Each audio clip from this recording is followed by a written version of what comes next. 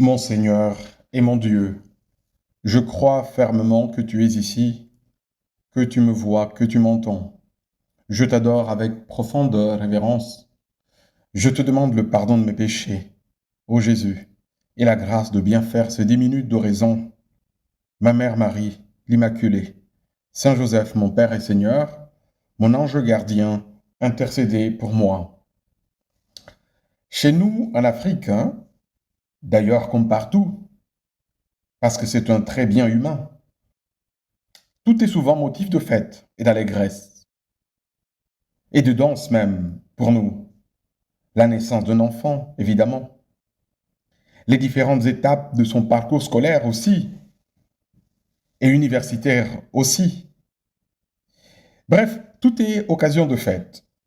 La fête est un trait bien humain, parce qu'elle réjouit, elle réchauffe le cœur, elle fait récupérer la joie du train-train quotidien pour affronter les défis habituels.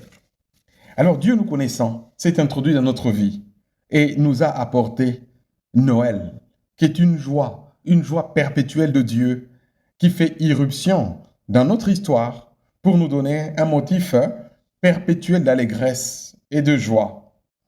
Dieu est parmi nous, l'Emmanuel. Les lectures du jour nous proposent dans le psaume une réponse. Joie au ciel, exulte la terre. Nous allons retourner sur cette joie de Noël, parce que Noël, c'est une fête de la joie, d'une très grande joie, comme nous l'avait annoncé l'ange. Je vous annonce une très grande joie pour tout le peuple. Aujourd'hui, vous est né un sauveur.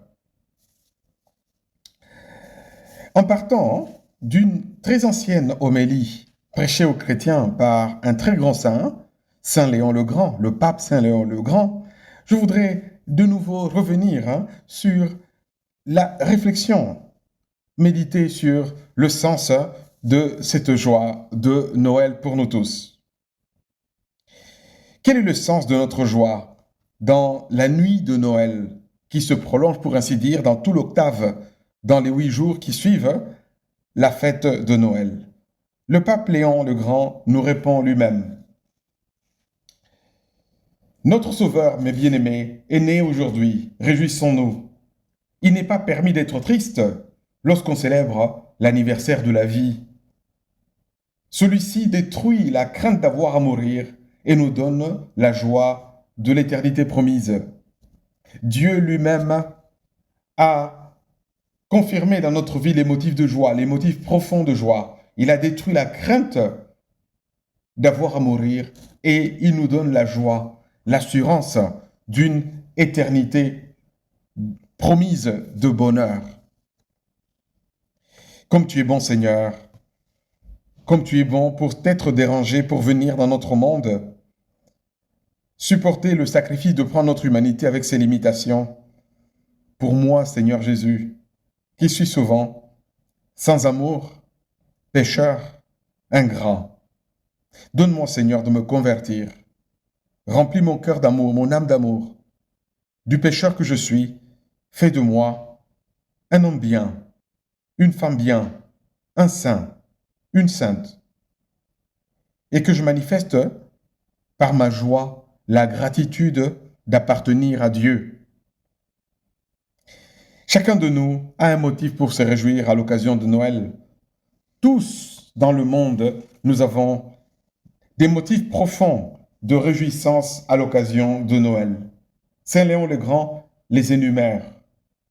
Personne n'est tenu à l'écart de cette allégresse, car le même motif de joie est commun à tous. Notre Seigneur chargé de détruire le péché et la mort, n'ayant trouvé personne qui en fût affranchi, est venu en affranchir tous les hommes. Que le saint exulte, car il approche du triomphe. Que le pécheur se réjouisse, car il est invité au pardon. Que le païen prenne courage, car il est appelé à la vie. Il n'y a aucune personne qui est exclue de la joie de Noël, de cette grande joie que l'incarnation de notre Seigneur dans notre humanité nous a apportée. Et verbum caro factum est, et habitavit in nobis. Hein, c'est du latin qui s'est traduit ainsi. Et le Verbe s'est fait chair, et il a habité parmi nous. Le Christ s'est fait homme parce qu'il a voulu apporter la joie de Dieu à notre train-train de vie quotidien. Il a voulu travailler avec nos mains, avec ses mains d'homme, pour sanctifier notre activité de tous les jours. Il a aimé avec un cœur humain pour sanctifier nos amours. Il a souffert pour que nous apprenions aussi à sanctifier la douleur et la souffrance qui font partie évidemment de notre existence terrestre. Mais aussi, Jésus a connu des moments de joie dans sa vie, les joies siennes, ses propres joies, dans son propre travail, dans sa vie de famille, mais aussi les joies des siens et de ses proches. Souvenons-nous des noces de Cana. Il est allé là-bas pour se réjouir avec ceux qui se réjouissaient. En se faisant homme, le Seigneur a apporté la joie à toute notre existence, pour ainsi dire. Le Christ nous dévoile la grandeur de notre vocation d'enfant de Dieu dans le monde. Saint José Maria Escrivá, en paraphrasant pour ainsi dire l'incarnation, dit ceci: il y a quelque chose de divin, oui, de divin, dans les réalités quotidiennes. Et c'est à chacun de nous qu'il appartient de découvrir ce quelque chose de divin dans le travail, dans nos amours, dans la souffrance ou la douleur, mais bien sûr aussi dans les joies que nous vivons également ici-bas. Seigneur Jésus, apprends-moi à savoir découvrir ce secret pour donner un sens divin à ma vie, à travailler avec joie et en sachant découvrir ta volonté dans mon travail, à savoir découvrir également ta volonté dans les personnes que tu as mis à mes côtés et que je dois aimer, en sachant aussi apporter, c'est un peu contradictoire, c'est un peu contradictoire ce que je vais dire, de savoir apporter également la joie à nos petites souffrances et à nos contrariétés. Parce que derrière, nous pouvons y voir également l'occasion de nous unir à la croix du Seigneur et aussi donc de trouver un sens positif, pour ainsi dire joyeux, même à la contrariété.